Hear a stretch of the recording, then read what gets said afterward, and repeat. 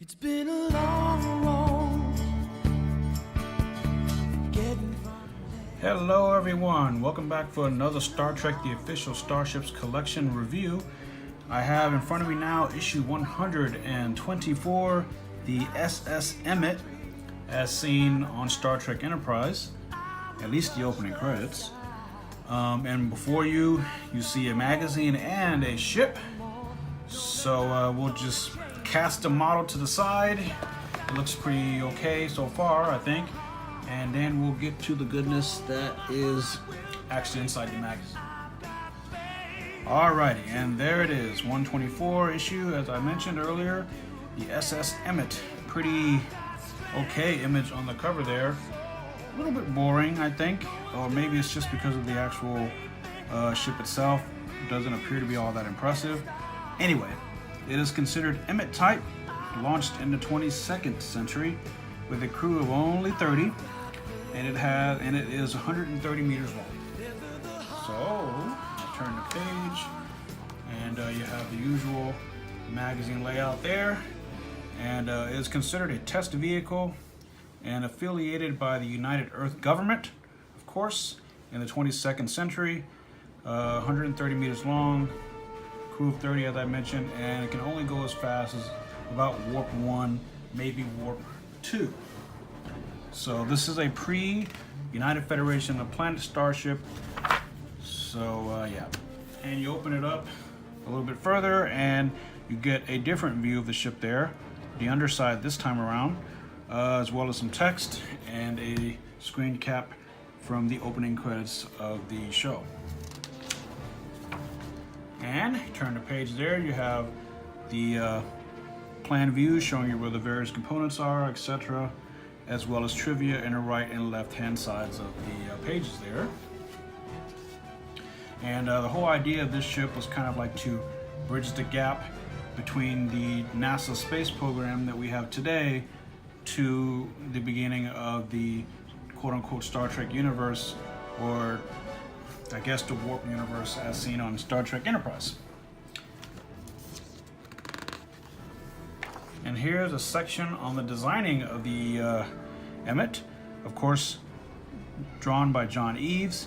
And I also just want to point out that Mr. Eaves has a book coming out within the next few months or few weeks.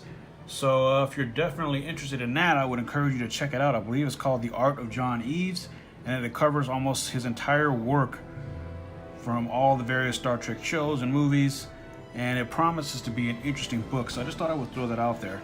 But this is a section about him and his work on the Emmette here. You see various different renderings and conceptual drawings, some of which looks cool, and in some cases they almost look better, but not quite. And interestingly enough, they almost form the shape of the Starfleet Delta, which it would ultimately become, which is kind of interesting, right? There you see the design there. And more about that, as well as the famous painting that he did several years ago, which I've seen floating about at conventions or whatnot.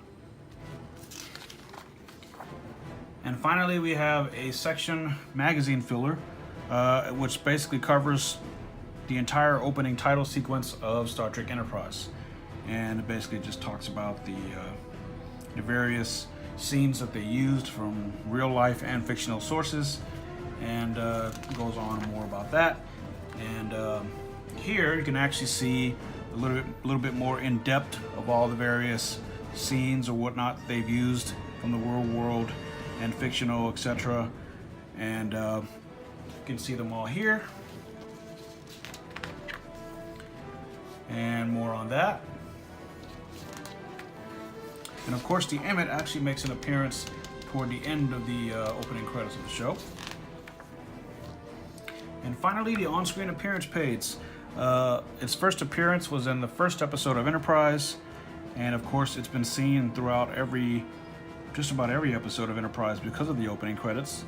And I believe it was used in a Mirror Universe episode as like a Terran Empire ship, and I believe it was also used on the episode Expanse and Twilight as various Earth ships battling the Zindi, etc. So yeah, and of course you have some trivia here, and looks like next on the line will be the Alice, which is interesting, I guess, and I also happen to have that nearby, so I'll share that with you shortly. And now the magazine concludes with an image of the ship on the back page there. So yeah, not too shabby, not too bad. And without further ado, let me jump right into the model. All right, and there it is, the SS Emmette in the box itself. Looks all right from here. So let's get it out.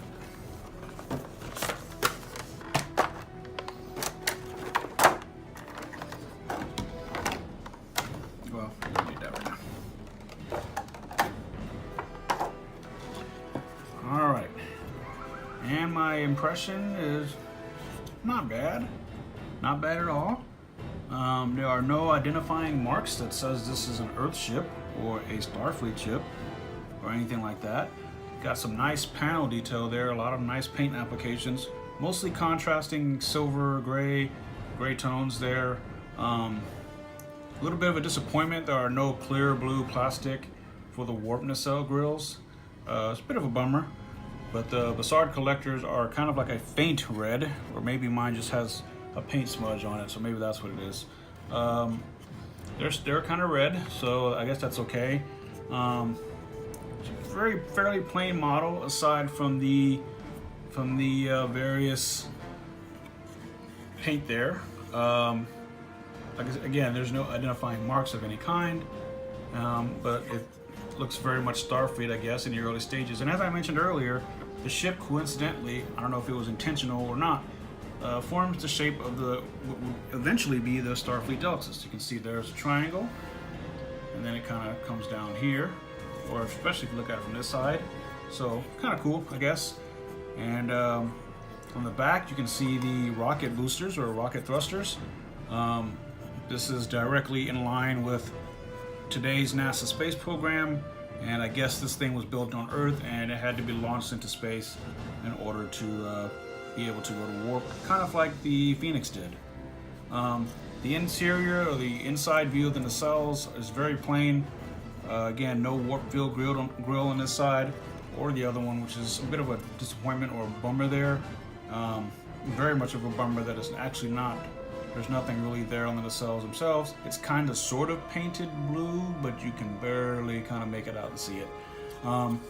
It's primarily metal, and the bottom is the plastic components, and there's a lot of detail around this engine area, which is kind of cool. There's really nothing in there but holes painted in, of course, and yeah, it's all right, I guess. And it's a fairly interesting design, fairly interesting model. I guess this one was seen in every episode of Enterprise if you count the opening credits. And of course, it comes with a stand, and I'll just get this thing open, and then we can see what it looks like on the stand. All right, I think that just about takes care of the Emmette, and it's a fairly okay model, I guess. Doesn't really do too much for me. I guess it's nice to have another ship from Enterprise, especially from the pre-Starfleet or pre-Federation time. This actually predates the NX-01 by several years. It's nice to get another United Earth ship, so that's kind of cool, I suppose. Aside from the obvious, markings and a lack of detail on the outside and interior of the warp nacelles, it's okay. If you're a fan of Enterprise, definitely go out and pick this up. If you're collecting all of the Earth and Starfleet and Federation ships, then definitely seek this one out as well. But it is not one to really jump up and down about. This is just kind of a filler, I suppose, and it kind of gets the feeling that the collection is starting to run out of Starfleet ships to do, aside from various variants or whatnot. but nevertheless, this is still cool, and it's a nice addition to the collection now at 124 issues. So yeah, thanks so much for watching. And if you have any questions or comments or any kind of thing like that, please drop them down below. And if you could hit subscribe right here, I would be so very grateful and appreciative of all your contributions and efforts, of course.